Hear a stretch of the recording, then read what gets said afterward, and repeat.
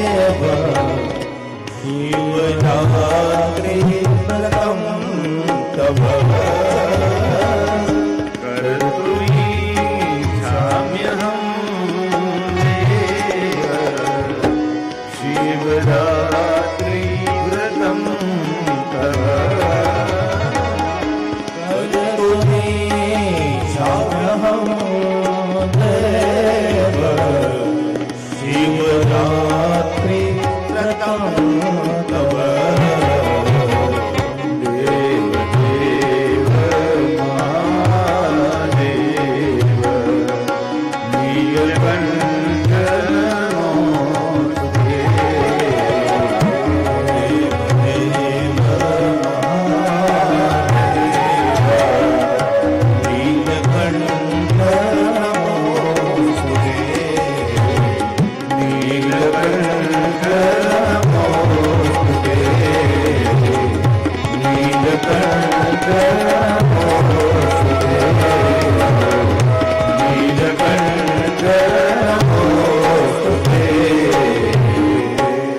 શ્લોક પ્રમાણે કહેવું પડે, દેવ દેવ મહાદેવ નીલકંઠ નમોસ્તુતે. મહાદેવ, દેવોના દેવ નીલકંઠ, હું તને નમસ્કાર કરું છું હે પ્રભુ.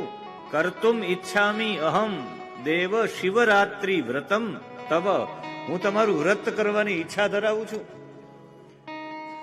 અને એવો સંકલ્પ કરીએ. આજનો આમ તો આજે 2025 નો પહેલો દિવસ છે. આપ સૌને વિદેશના રીતે જે ઈસાઈ ધર્મના લોકો છે કે બીજા કોઈ પણ દેશના લોકો છે, એનું આજથી નવું વર્ષ ચાલુ થાય છે.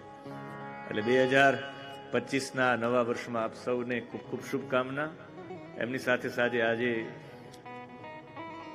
સોનલ બીજ પણ છે, એ સોનલ બીજની પણ શુભકામના. ને આજે અમારા કુલભૂષણભાઈનો જન્મદિવસ છે, એમને પણ જન્મદિવસની ખૂબ ખૂબ શુભકામના. આ જન્મદિવસે ભાગ્યશાળી છીએ કે આપણે ભગવાન સાથે જોડાયેલા છે. છેલ્લા વર્ષે, ગયા વર્ષે 2024માં એક બેંગ્લોરમાં હેલ્થ ડિપાર્ટમેન્ટ છે, એ હેલ્થ ડિપાર્ટમેન્ટના લોકોએ એક મોટો આંકડો કાઢ્યો હતો, કેટલી કેકો વેચાણી એના ઉપર. બધા જન્મદિવસ હોય ને દિવસે બધા કેક કાપતા હોય, એના માટેનો આ વિષય છે. એ બેંગ્લોરમાં હેલ્થ ડિપાર્ટમેન્ટે એક આંકડો કાઢ્યો હતો. એમણે એવું કહ્યું કે એક સાથે આવો જન્મદિવસ હોય, નવું વર્ષ હોય, તો એક સાથે ઘણી બધી કેકો બનાવતા હોય. એમાં જે કલર્સ અને ફ્લેવર્સનો ઉપયોગ થાય કેક બનાવવામાં, એક સાથે એટલી બધી કેકો બને છે. બધી કેકો માટે નથી કહેતો, પણ એક સાથે એટલી બનતી હોય, એમાં કલર્સ અને ફ્લેવર્સ એટલો બધો ઉપયોગ થાય, લો ક્વોલિટીની કેકો બનવા માંડે. અને લો ક્વોલિટીની કેક બનવા માંડે એમાં એવું કહેવામાં આવે છે કે એમાં ક્રોનિક અને ઇરરિવર્સિબલ ડિઝીઝ આપી શકે. અને આ બંને થવાના કારણે થાઇરોઇડ થાય, કિડનીના કેન્સરો થાય છે. આ બેંગ્લોરનું હેલ્થ ડિપાર્ટમેન્ટ કહે છે. મોટા ભાગના લોકોને થાઇરોઇડ થવાની પાછળનું કારણ કેક છે, નબળી ક્વોલિટીની કેક. કિડનીના કેન્સર થવાની પાછળનું કારણ ખાલી તંબાકુથી જ કેન્સર થાય એમ નહીં, આ થવાની પાછળનું કારણ આ પણ છે, લો ક્વોલિટીની કેક જેમાં ક્રોનિક અને ઇરરિવર્સિબલ ડિઝીઝ જે સૌથી વધારે આપી શકે, એના કારણે એના કલર્સ અને ફ્લેવર્સ આટલી બધી લો ક્વોલિટીના હોય, એના કારણે કેન્સર થવાની શક્યતા હોય. એટલે જન્મદિવસના દિવસે કેક કાપવા કરતા લાડુ બનાવીને કોઈને જમાડવા જોઈએ. એ દિવસે, જન્મદિવસના દિવસે ઠાકોરજીના મંદિરે નમન કરીને થેન્ક્સ કહેવું જોઈએ કે તે મને મનુષ્ય બનાવ્યો.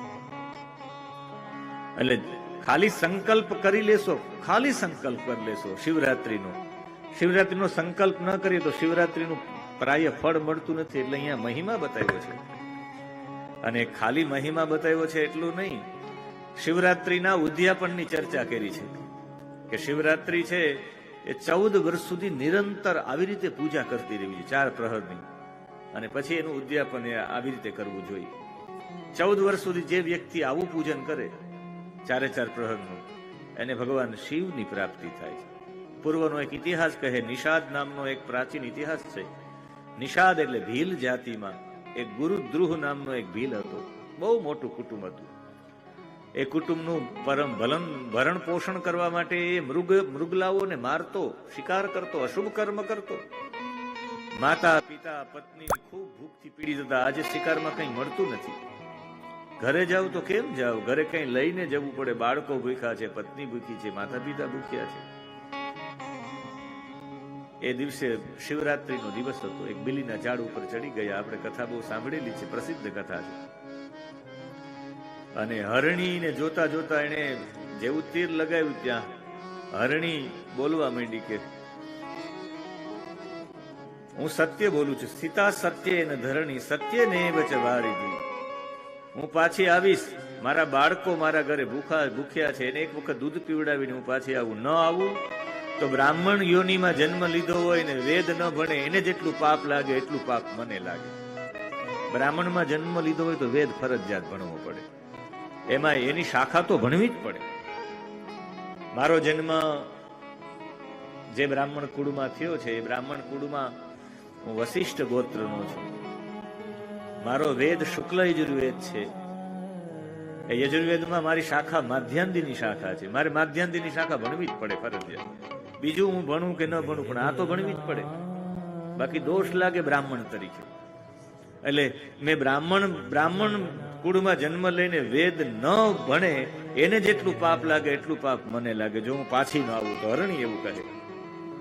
ત્રિકાળ સંધ્યા ન કરે કોઈ વ્યક્તિ, સવાર બપોર સાંજ પ્રભુને યાદ ન કરે, મનુષ્ય યોનિમાં જન્મ લીધો હોય તો પાપ લાગે. પૂજ્ય પાંડુરંગ શાસ્ત્રીજીએ લોકોને 3 કાળ સુધી સંધ્યા કરતા કર્યા છે. પ્રાતઃકાલ જાગે ત્યારે હાથમાં કરાગ્રે વસતે લક્ષ્મી, બપોરે જમવા માટે બેસે છે યજ્ઞ શિષ્ટ, અને રાત્રે સુવા સમયે પણ પ્રભુને યાદ કરીને સુવે. મનુષ્ય યોનિમાં જન્મ લ્યો, તમને પ્રકાશ, પાણી અને હવા ફ્રી આપ્યા છે. અરે લાઇટનું બિલ પણ ચૂકવવું પડે છે, અરે ગામમાં પાણીનો વેરો પણ ચૂકવવો પડે છે, અને 600 તમે લેશો, અને 21,600 તમે શ્વાસ લેશો તો એ તમારે એટલા શ્વાસ લેવાના જ છે. અને તમે જો બધા લોકો એમ કે અમારું આયુષ્ય 100 વર્ષનું છે, માણસનું આયુષ્ય નક્કી ન હોય કે તમે 100 વર્ષના થાવ, 80 વર્ષના થાવ. શ્વાસ નક્કી હોય. તમે કેટલા શ્વાસ લો, તમે બહુ ઝડપથી લઈ લો શ્વાસ તો વેલા જતા રહે. માણસનું આયુષ્ય શ્વાસ ઉપર છે. સસલાનું આયુષ્ય ફક્ત 8 જ વર્ષનું હોય. સસલું 8 જ વર્ષ જીવે.